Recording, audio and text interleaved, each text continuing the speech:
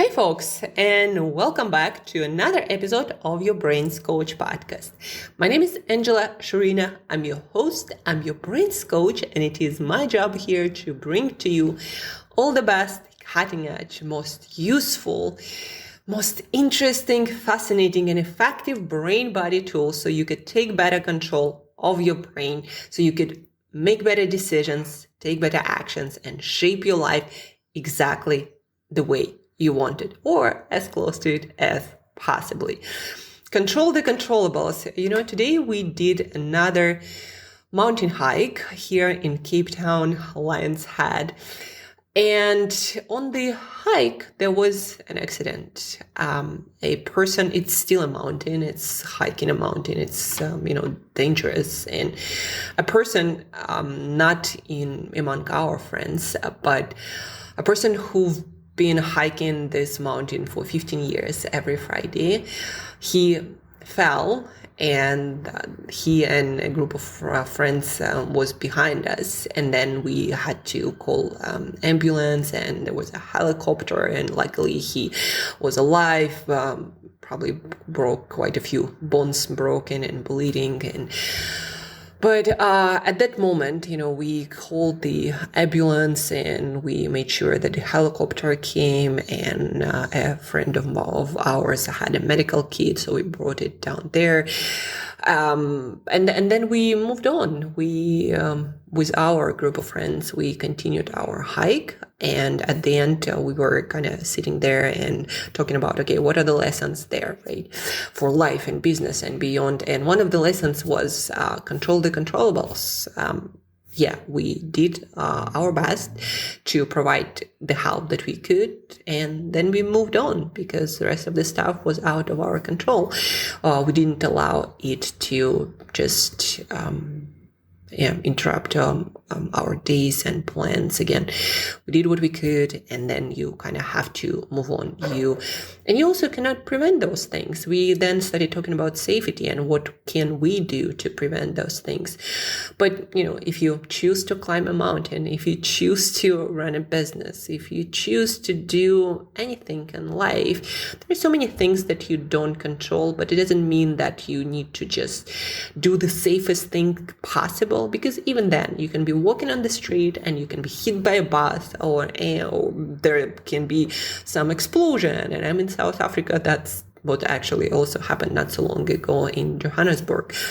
But anyhow, control the controllables and pay attention to things, even if you do it many times or for 15 years, and let go of the rest. Just do your best at what you can control. That's one of the lessons. And getting back to our brain coaching podcast, you cannot predict how the future turns out to be. There are many things you cannot control, but there are also a ton of things that you can control by learning how your brain works, by learning how make it work better, helping yourself to make better decisions, taking actions, and again, controlling the controllables, giving yourself the best possible chance in the areas that are, again, in your control to get the results that you want, but also realizing that not everything at all is in your control.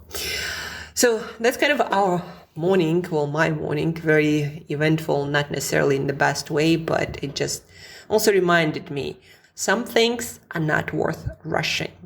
And also pay attention. No matter how many times you do things, just keep paying attention. It's going to save you a lot of trouble in your life and your business and relationship. When you pay attention, you can catch those moments that can be a turn life or life-changing moments. So pay attention and you'll do much, much better. And of course, in our world with constant distractions, with all the phones and notifications and everything, just you're bombarded with so much stuff. You have to learn how to navigate that space and do your best to pay attention to things, because your life can literally depend on that. Even if you don't choose to climb the mountains. Of course, success or failure rate or danger rate there is much higher. But then again, it might be the life experience that you desire might involve climbing some mountains. Now from climbing the mountain, some life lessons, paying attention and realizing certain things just not worth rushing through. Your life has much more value than a few minutes you save here and there.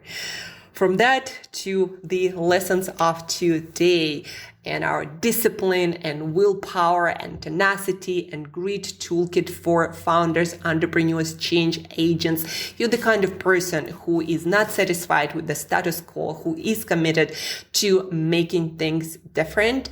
Then guys, this podcast is for you. I myself, in a deeper corners of my soul and heart, at the very bottom, that is who I am. I'm never satisfied with how things are, but I want to make them better. And I truly believe that's actually human nature.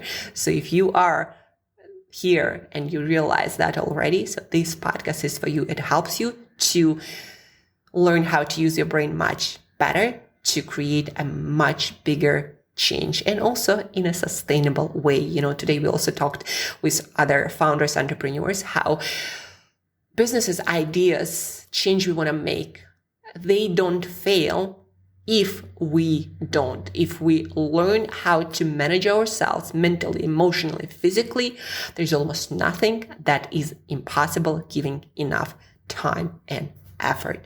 And speaking of effort and discipline and tenacity and grit, we also talked today about that. How do you develop that?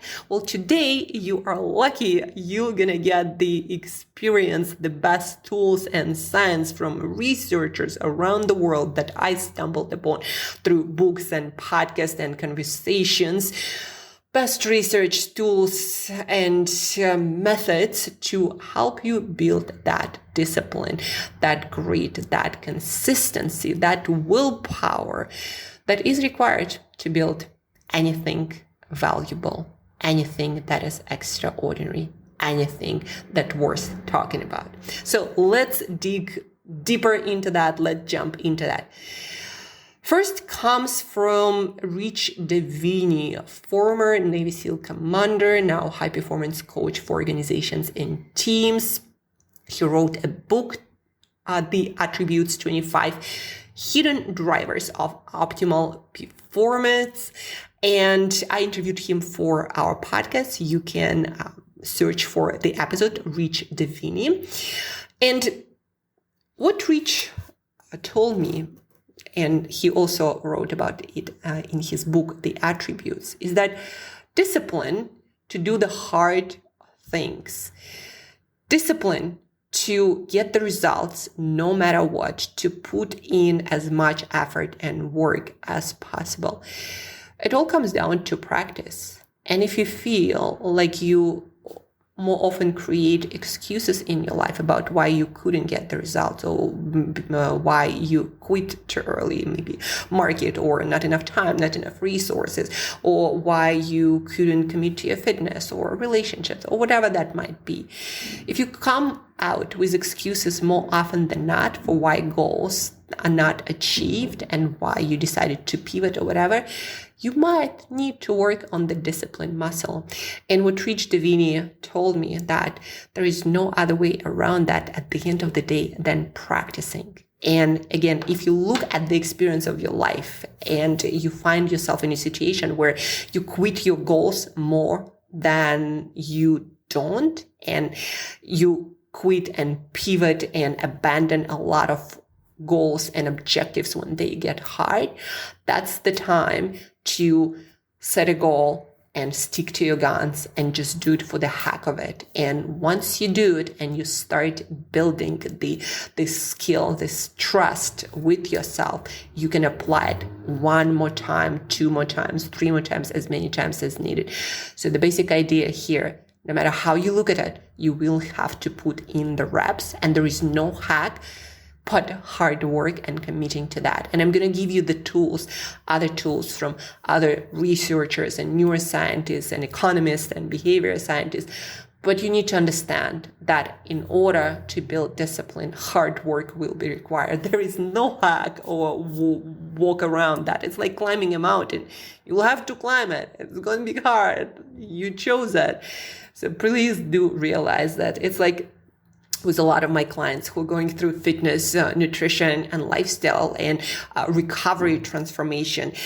Discipline is all about doing things that are hard, that are hard for you. Like for me, for example, doing fitness every day is not about discipline. It's not hard anymore. It's just what I enjoy, what I love, what's a habit. And it doesn't build really any discipline anymore. So what builds discipline for you or for any human beings, and that's what also research shows us, there is actually an area in your brain, believe it or not, folks, that is almost solely responsible for your willpower, your grit, and your discipline. And what research tell us what they did. They tested a bunch of people. They put them in those machines, MRI and similar, and they tracked their brain activity. And the discipline muscle or the discipline brain center only works when you do things hard, that are hard for you, that are not enjoyable, that are out of your routine, that require effort, that require conscious effort for you to do. So again, back to this idea, you develop your discipline muscle when you do things you don't enjoy and you still do them.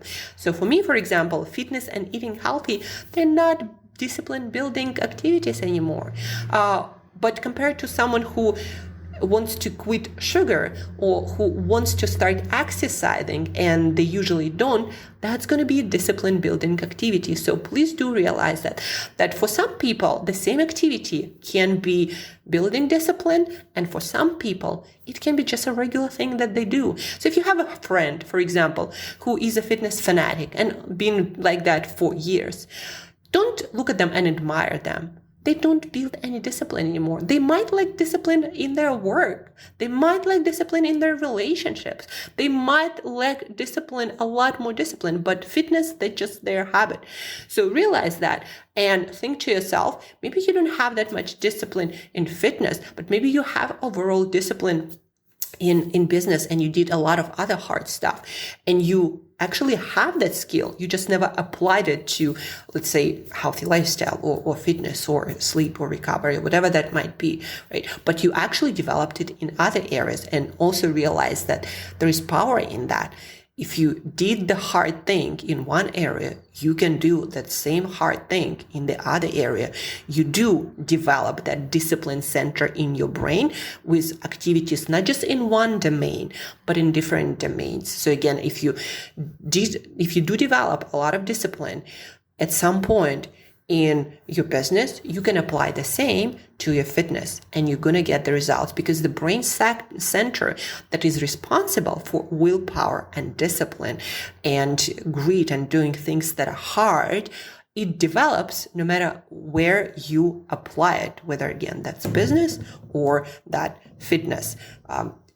Do realize that and just feel empowered if you do develop that discipline. But also now, let's get a little bit more to neuroscience and Andrew Huberman, this star neuroscientist from Stanford who has his podcast. You're probably familiar with that Huberman Lab podcast. And he advises exactly that. If you want to build discipline, if you want to build this tenacity and willpower to do the hard things, the things that you don't want to do, you can train that muscle, that power in many different domains. And Andrew Huberman recommends to start with mini sucks, what he calls him, do the things that suck.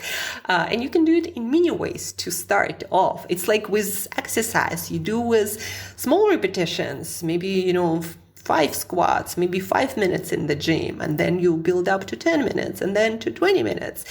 And you can do that by, for example, mini sucks. You can take a cold shower, maybe not for 3 minutes or ice bath right away, but you can start with 30 seconds every day, or even 15 seconds, just, get in, get out.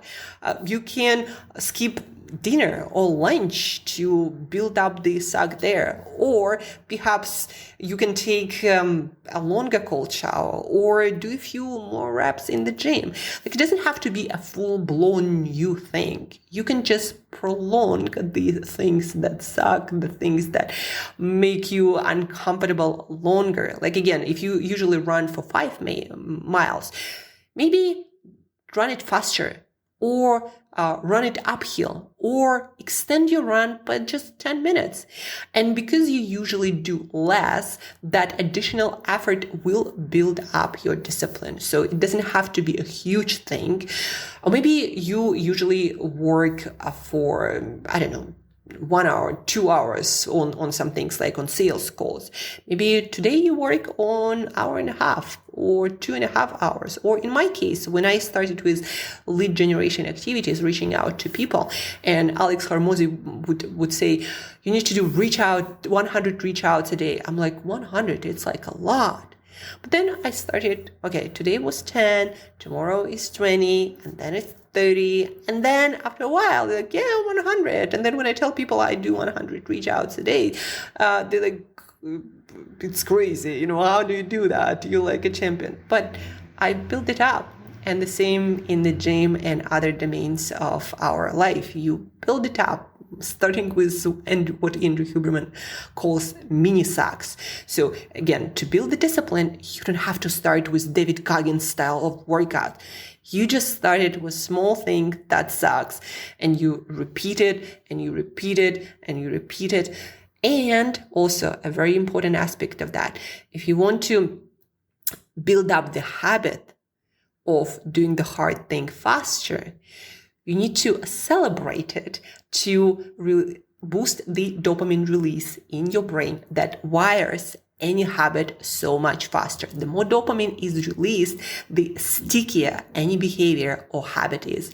It's like with a lot of drugs. Do you know why they work? Because they spike your dopamine like a rocket, like nothing else would. 2,000, 3,000%, like 100,000%. The stronger this dopamine spike, the faster, the higher, the more addictive the drug is. Like cocaine, for example, spikes your dopamine by many 1,000% really fast. Nothing else in life would do that naturally, and that's why it's so addictive. It kind of tricks your brain into thinking that there is this huge reward, when in reality there is nothing but that dopamine spike. But back to the neuroscience and wiring habits and doing the hard things. If you want to get into the habit of doing hard things, celebrate it after doing those mini sucks or bigger sucks.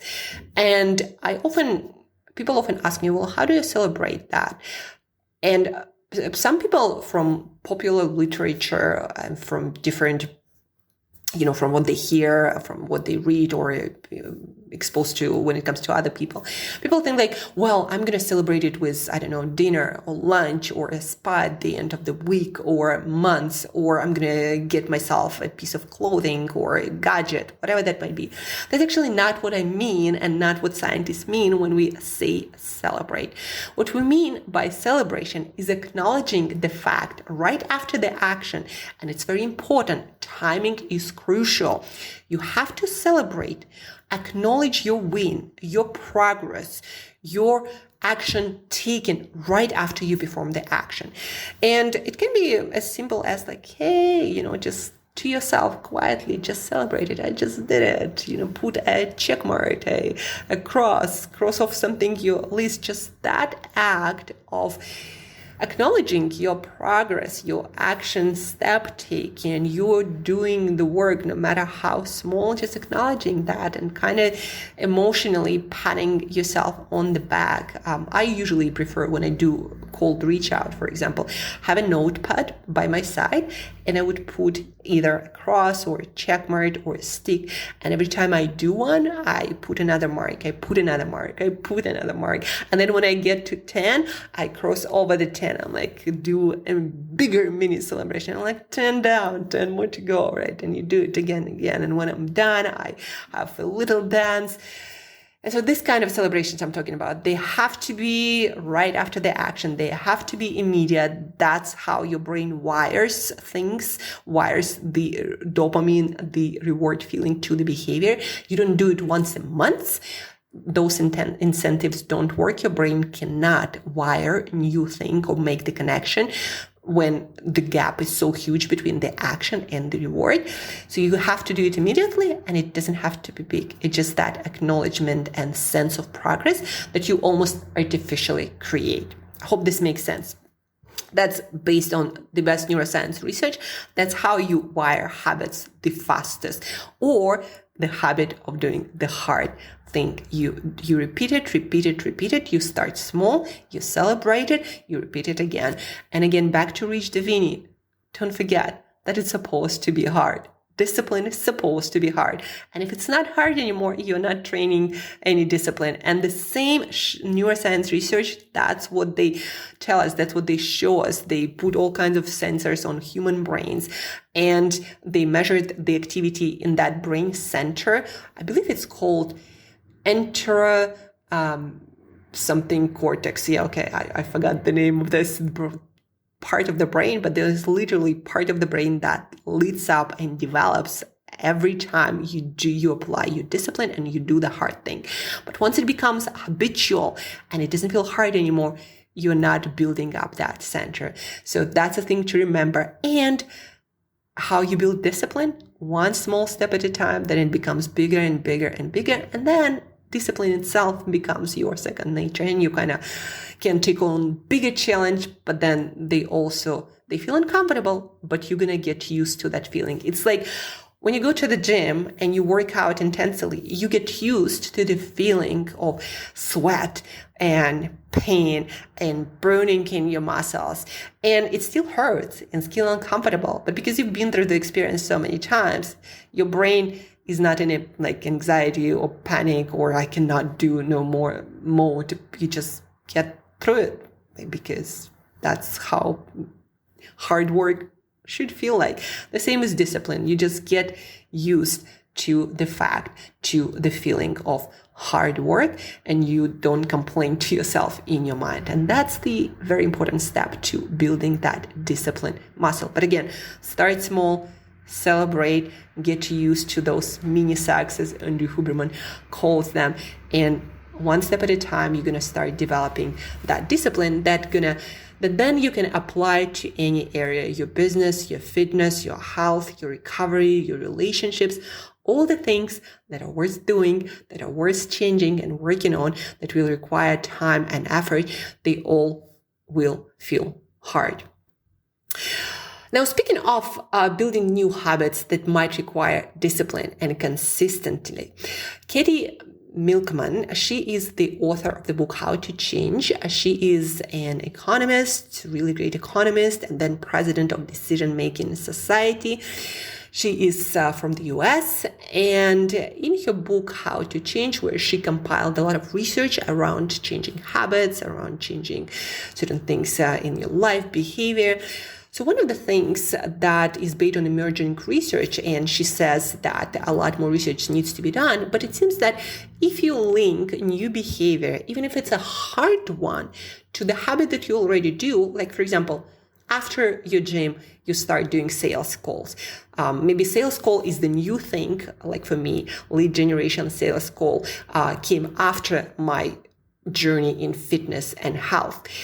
And so it felt hard. And what I did is I linked it to my morning routine.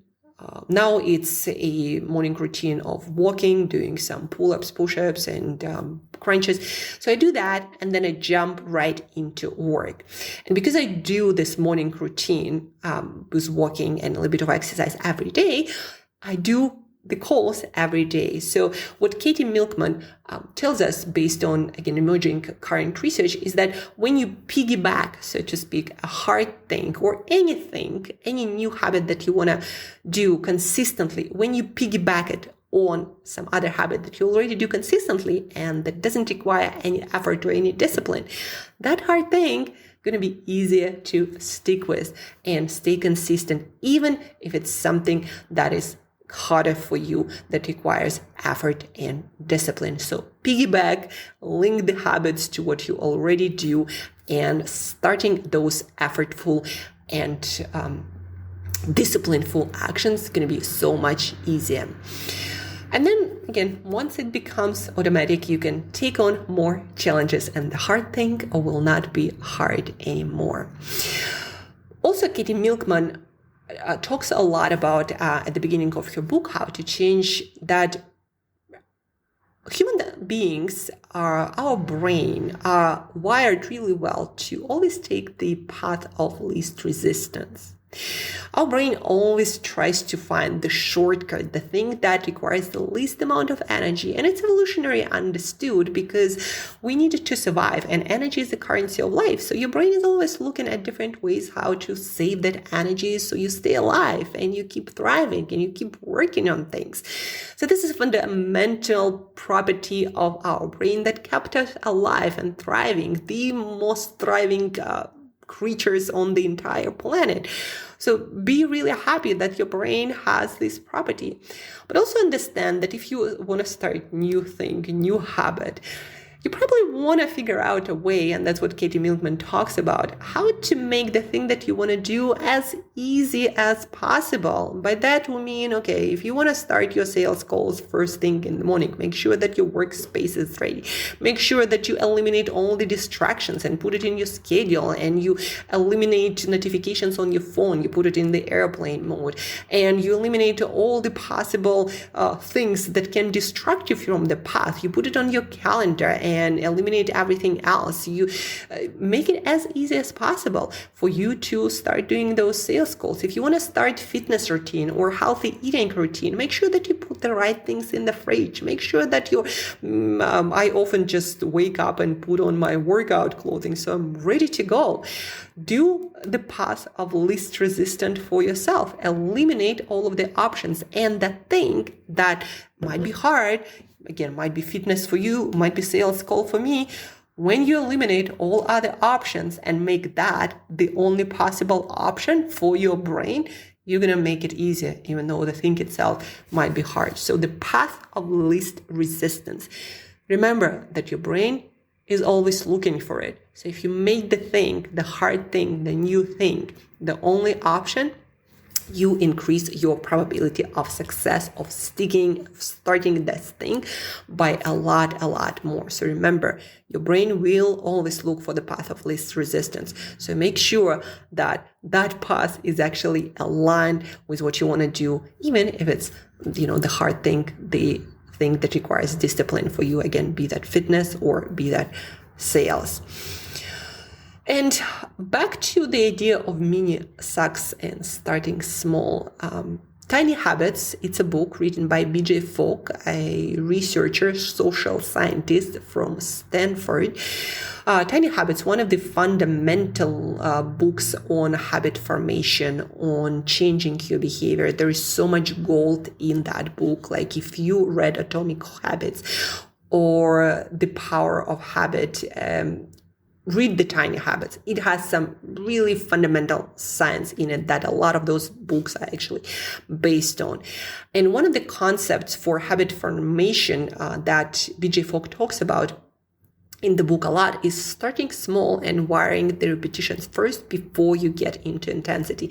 Again, it's like with lead generation or sales calls or maybe cold emails, whatever you do, you don't like, whatever again feel effortful and hard and requires discipline. Start small, celebrate, and we talked about celebration, and then increase the amount and then increase the intensity. If you work on your fitness, then increase everything. It's like a lot of people, especially around New Year, they start these new fitness programs and they're like, I'm going to do 2 hours a day of working out every single day for the month of January. And then they do it for 3 days and they are completely exhausted, tired, and cannot imagine themselves continuing. But if they just started walking and then started 10-15 minutes of workout and then more, they would actually, over the course of the whole year, would end up doing a lot more, building up a lot more fitness. And heck, maybe for the next January, they're going to be ready for that challenge. But starting small to build up your discipline and your willpower, and celebrating the milestones, having the progress instead of frustration and failure because you started so big, having the progress that actually, again, boosts your dopamine, that wires the habit, the behavior faster. So starting small is actually crucial to success. So don't be impatient. Don't try to be David Goggins from day one in business and in life. Don't try to be Alex Hormozi from day one. That guy built his discipline for more than a decade now. Realize where you are, respect your journey, and commit first to consistency and intensity after. Start small, consistently reward, build the confidence in yourself with consistently showing up, and then you're going to start getting results, and then you're going to get more confidence from doing that. And that's how you keep showing up and doing the hard thing, and you're going to grow and grow and grow. Don't just put yourself there completely burn out and then lose confidence in yourself and maybe never even start again. That's how you quit your dream, your business, your goals. That's how you don't ever reach your fitness goals, because you just start too hard and you fail and you get frustrated and you think it's impossible. Don't try to become an Olympic athlete from day one if you haven't put in the decades of work that Olympic athletes put in to get to where they are. Their whole life is built around that. The same with business. Don't expect yourself to have the experience and tenacity and skills of someone who's been in business for a couple of decades. And if you're just at the beginning, don't expect yourself to be that good. That skill acquisition, the experience, the muscle, it's not built that fast. Fitness, for all the good things that it does for your mind. And one main thing that it does, it grounds you into reality that muscle building your fitness or getting any results, it's going to take time and work, and you gotta progress one step at a time. Again, you cannot just jump from being a couch potato to becoming a elite marathon runner. Just not going to happen. Same in life, same in business. So start your discipline building journey small, celebrate successes, build up on top of that, and choose more and more challenging tasks. That usually happens naturally. You kind of get used to the idea to doing the same stuff. You get used to the idea of hard work, and then you're ready to take on more and more challenges. But last and not least, that also was mentioned at our coffee conversation after the mountain hike and person falling and helicopters and all of that stuff. We started talking about discipline and focus needed for success as entrepreneur, but actually needed for success in any area.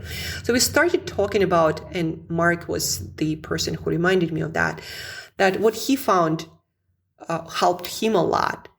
And that brought me to the last point I wanted to make for this podcast. Mark told me, what helps me is remembering the most important reason why my business is important for me.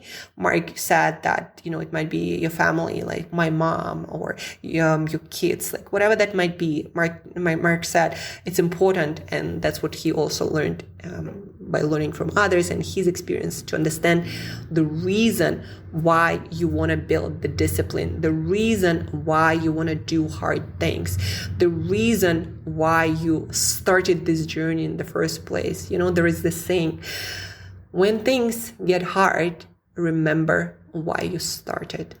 And why it's so crucial to remember why? Because that why is that promise of a potential reward. That why is what gets your dopamine flowing. That why is the fuel for your discipline. And please understand that if you find discipline hard, you might lack not in any other area, but you just don't understand why you gotta do this thing. Like deeper in your psyche, in your heart, you just not sold, you didn't sell yourself on the reason why it's important. Many people from my professional experience, entrepreneurs, fail to reach their, for example, health goals because ultimately they are not linked to any of the truly important for them things.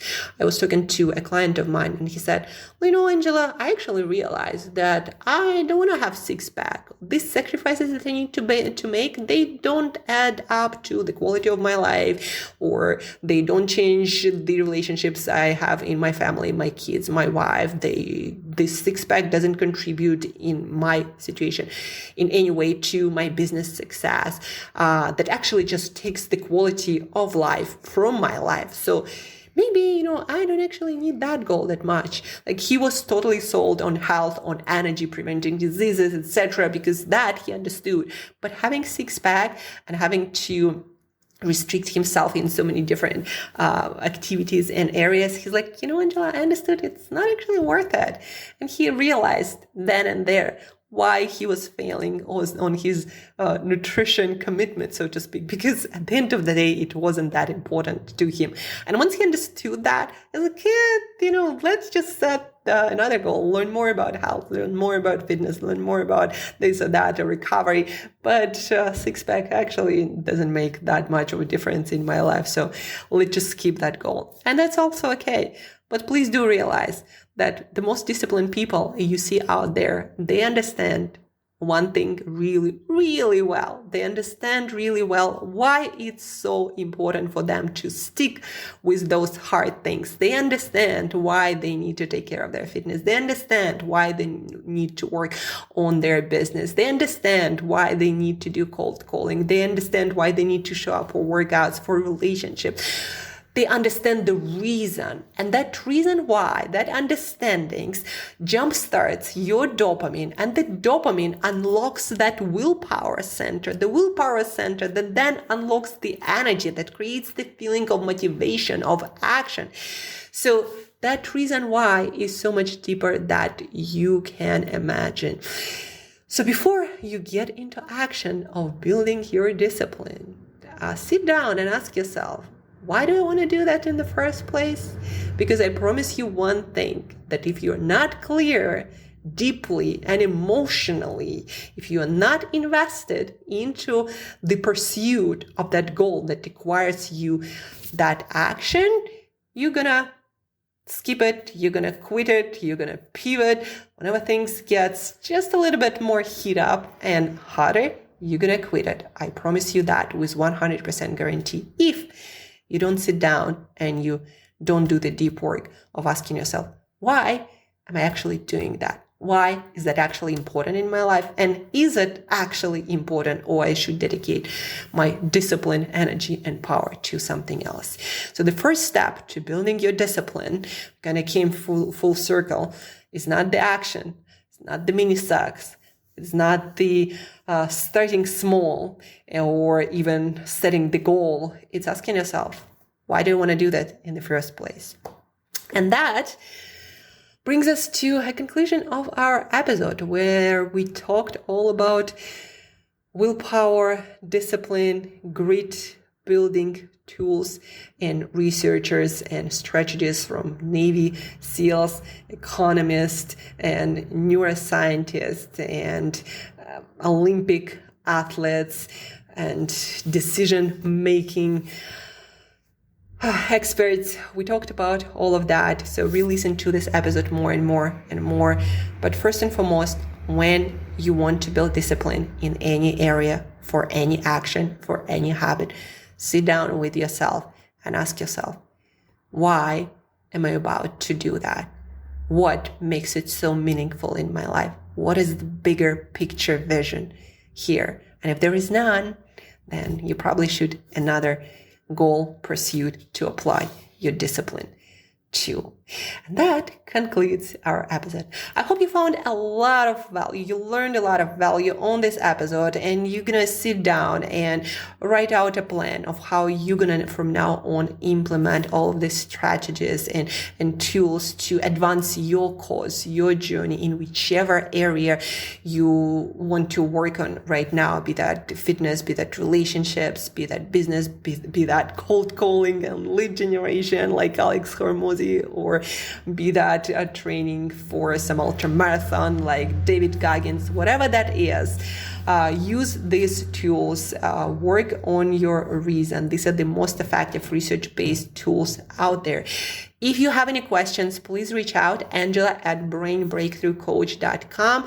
I do a lot of free consultations, so please do reach out if you need more help in the areas of performance, focus, motivation, but also recovery, health, and nutrition. That's where I started, also fitness.